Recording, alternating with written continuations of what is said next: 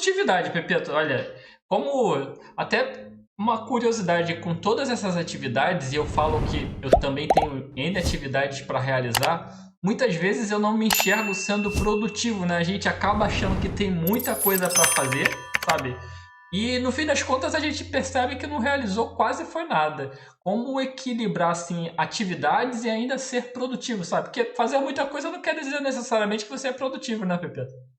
Na verdade, fazer muita coisa normalmente significa que você não está sendo produtivo, Renato.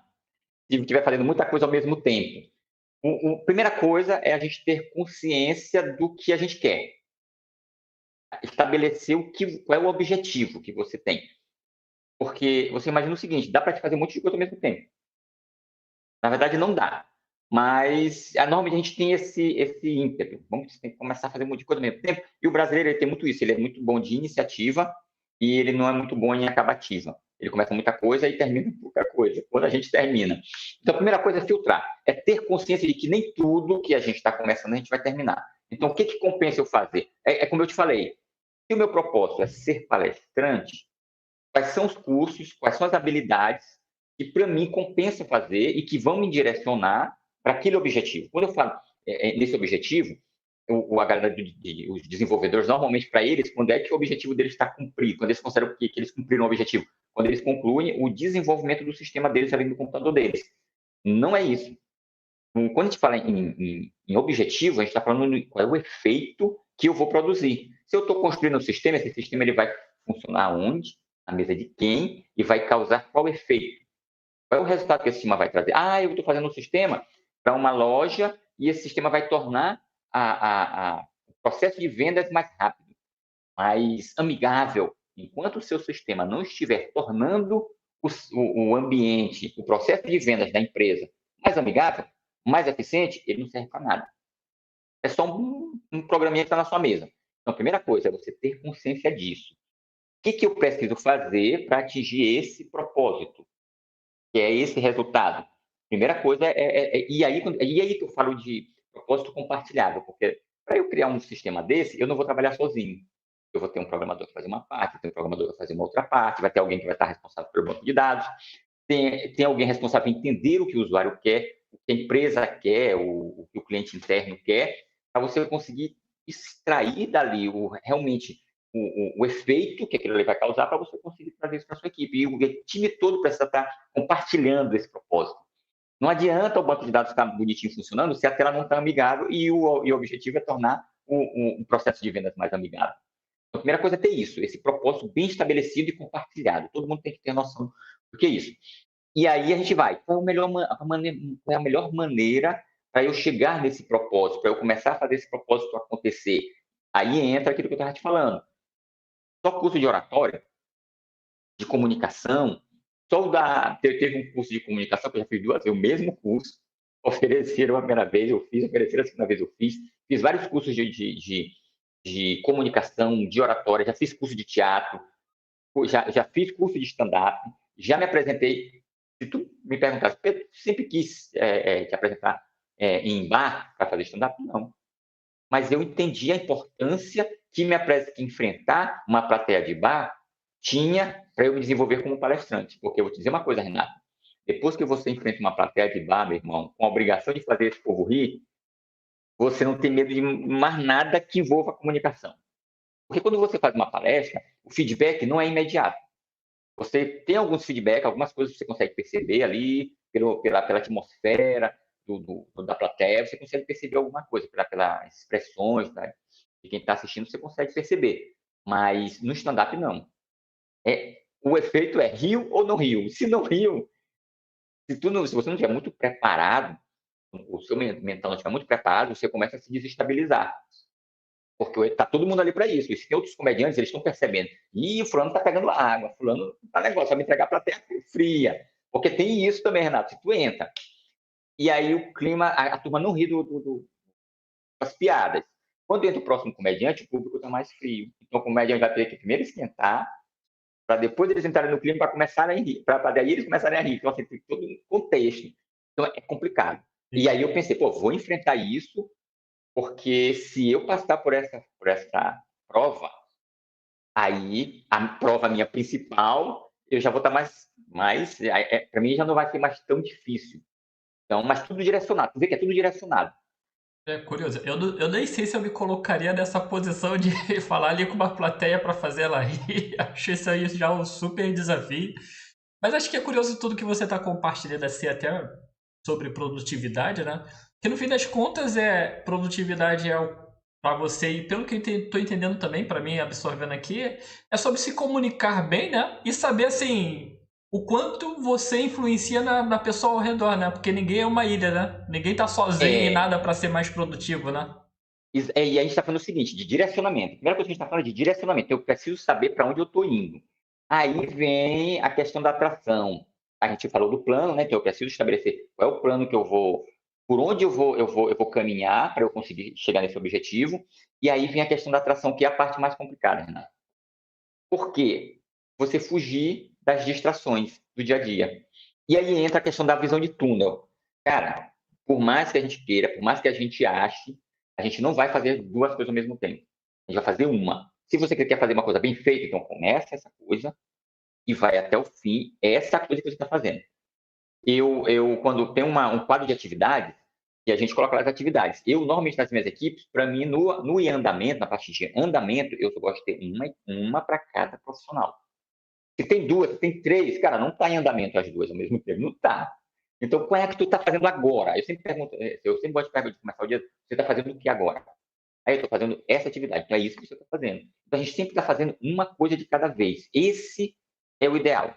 Você colocou no que eu chamo de alça de mira, a tua alça de mira está focada aonde? Está focada naquele objetivo. Então, cara, esse pequeno objetivo, que é um pingadinho dos vários objetivos que vão levar para o objetivo final, esse é o que eu estou fazendo agora. Então, se eu progredir esse cara, se eu concluir esse cara, aí sim eu estou caminhando. Enquanto eu não concluir esse cara, eu não dei um passo completo no caminho do meu objetivo principal. Então, a primeira coisa é isso, a gente ter essa consciência de que não adianta a gente se enganar que a gente vai fazer várias atividades, porque não rola. Você se desconcentra, tem uma coisa que a gente chama de tempo de setup. Tu começou uma atividade, aí tu para, interrompe. Aí, para te voltar para a próxima, tu vai ter que rememorar onde foi que eu parei, como é que era e tal, vai ter que se lembrar. Teve uma empresa que eu trabalhei que tinha muito isso, eles colocavam o analista, ele trabalhava segunda, quarta e sexta num cliente, terça e quinta ele trabalhava em outro cliente. Aí eu perguntei, por quê?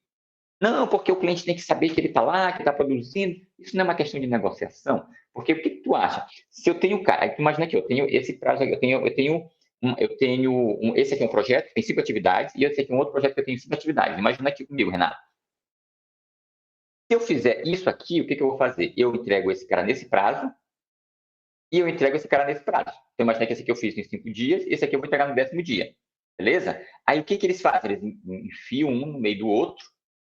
Aqui, ó, a cada dia eu trabalho numa coisa diferente. Esse prazo aqui, eu melhorei esse prazo? Continua sendo 10 dias. Esse aqui eu melhorei? Piorei, porque o que era no 5º dia foi para o 9º. E aí, qual o problema disso? Porque quando eu faço esse encadeamento aqui, esse cara, dificilmente eu vou entregar ele no 10º dia. Por quê? Porque toda vez que o analista voltar no outro dia para ele tentar se lembrar, e às vezes é um ambiente que muda, e mudou não sei o quê, é uma complicação, e normalmente o cara perde produtividade quando ele faz essa multitarefa. Então, a multitarefa a gente chama de multitarefa nociva. Tem um estudo da teoria das restrições, e aí a derivação do estudo da teoria das restrições, que a gente chama de corrente crítica, que é do israelense do Goldratt, ele fala exatamente disso, que é multitarefa nociva, porque a gente está se enganando em função do tempo de setup. Então, tem várias coisas que a gente deixa para fazer na última hora, que ele chama de síndrome do estudante. Não sei por que ele tirou essa questão da síndrome do estudante. A única pessoa, Renato, que eu conheço que consegue fazer várias coisas ao mesmo tempo é minha esposa. Porque eu chego no quarto e normalmente, ela está jogando no celular, ela está assistindo série na TV, ela está fazendo trabalho na faculdade no notebook e dormindo. Tudo ao mesmo tempo. A única pessoa que eu já vi fazer um monte de coisa ao mesmo tempo que eu vejo, não, tu está fazendo mesmo, tô um gênio. Mas não dá, isso não existe, Renato. É curioso assim que de forma geral, até falando mais do que só para a gestão de um projeto, hoje em dia, principalmente com a quantidade de distrações que a gente tem, e acho que a gente acaba enxergando tudo como uma oportunidade nova, né? E aquilo como você falou, que talvez até no seu livro também a gente não conclui nada, porque tudo é uma oportunidade, Mas nada acaba acontecendo, né, Pepeta? E aí eles esquecem um termo que tem tudo a ver com o que tu está falando, Renato, chamado custo de oportunidade.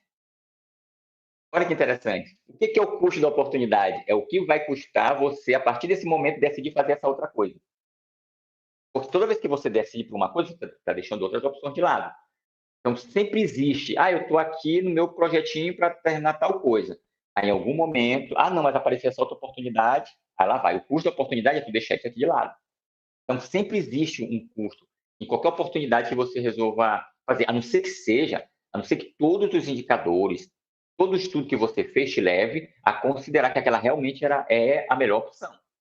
Tudo bem, desde que seja muito consciente, desde que você, e não por ele, não é esmo. Eu achei melhor, vou lá na doida. Não, se você realmente entendeu que aquele é o melhor caminho, ele tem que ser muito consciente. E a partir dali, cara, é ali que você vai focar.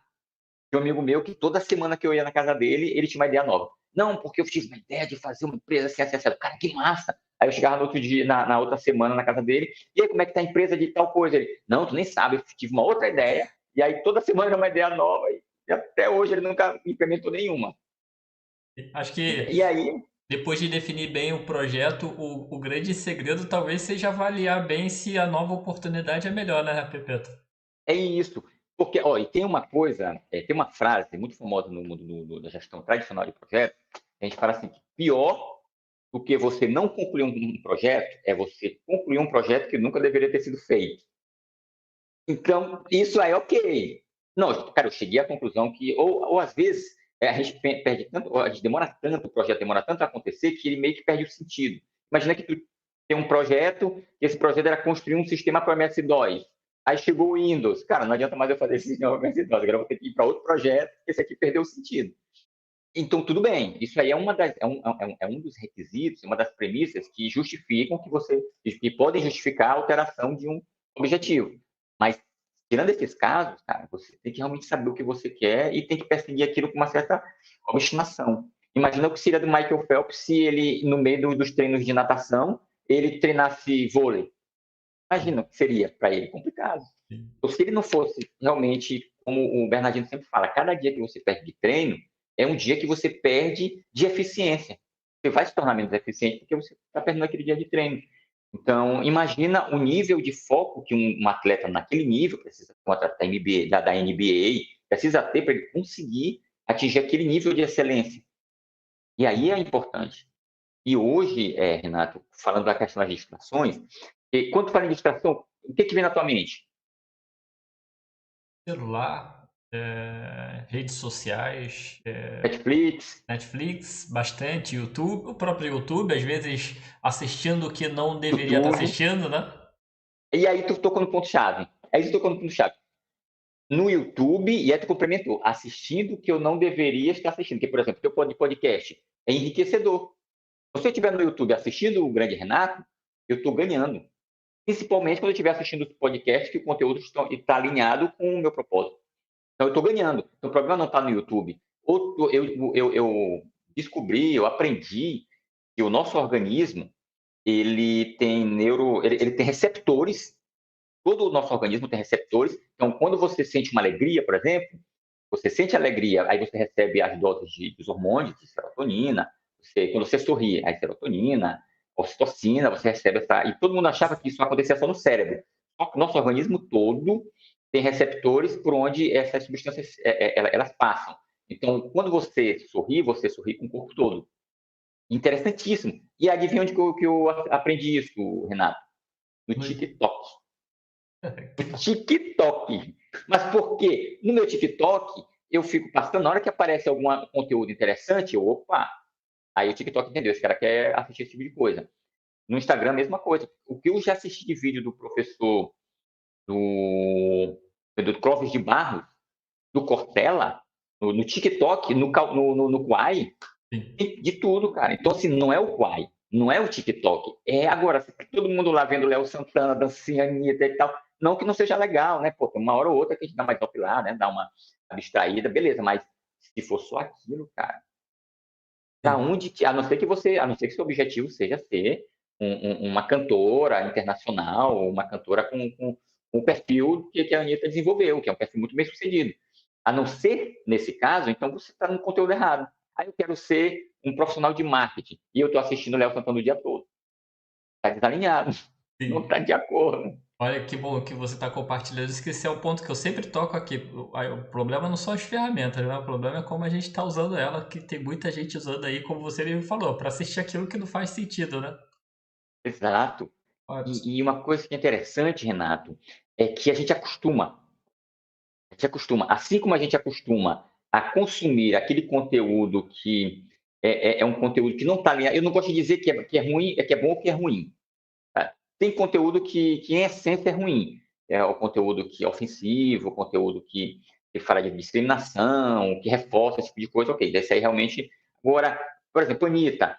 De repente tem alguma coisa na Anitta, do lado empresarial, do lado do foco, que ela sempre foi muito focada nos objetivos dela, que pode ser, de repente, dependendo do seu objetivo, ele pode ser interessante, pode ser. Né? Então, a questão é desalinhado. Então, você acostuma a assistir, a consumir um conteúdo que está totalmente desalinhado com o que você quer, ao mesmo tempo que você também consegue se acostumar a consumir. Hoje eu sou viciado, hoje se eu paro na frente do computador, no YouTube, ou se eu entro no TikTok, ou se, cara, se eu passar dois videozinhos que não contribuem com nada, eu já começo a sentir um incômodo, uma inquietação. Mas eu não sempre, Pepe, então tu é perfeito, não, coisa nenhuma, eu adorava ficar vendo ali as bailarinas dançando, não sei o quê, aviões de forró, adorava ver isso. Só que eu comecei a me obrigar tanto a consumir outras coisas que eu agora me viciei em consumir conteúdo que está alinhado com o meu propósito.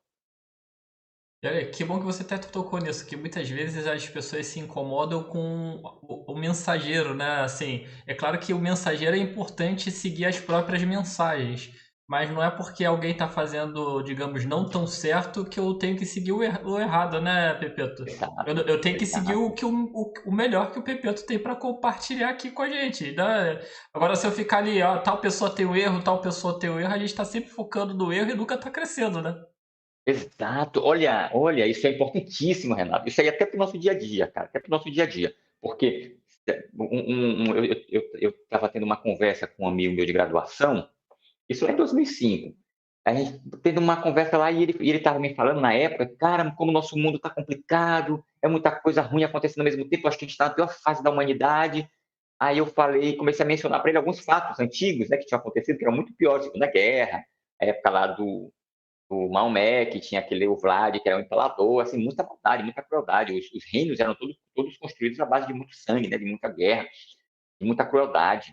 E então a gente não estava vendo um mundo tão ruim assim. Ele não tinha passado pela pandemia, não tinha nem passado pela pandemia, não estava rolando essa guerra da Rússia, não estava rolando um monte de coisa que hoje é até mais complexo. Mas aí, aí eu falei para ele o seguinte: onde é que está o ponto? É a comunicação. A comunicação hoje ela tem esse poder. Se uma pessoa faz uma coisa ruim lá na China, tu fica sabendo no mesmo dia. Você sabe na mesma hora. Então, imagina a quantidade de coisas ruins a gente pode ter acesso diariamente. Se você parar no TikTok, numa rede social qualquer, e você focar naquele tipo de vídeo, ele vai ficar trazendo aquele tipo de vídeo para você o tempo todo. E se você ficar fazendo, você está aqui, ó, bombardeando o seu cérebro com coisa ruim. Sabe? O nosso cérebro ele tem uma certa dificuldade de entender o que é real e o que o que é real, ele está acontecendo ali realmente com você e o que não está. Então, você está meio que bombardeando o seu cérebro com coisa ruim. Mas, ao mesmo tempo, tem muita coisa boa acontecendo. Ao mesmo tempo, tem muita coisa ruim acontecendo com você, mas tem muita coisa boa também acontecendo com você.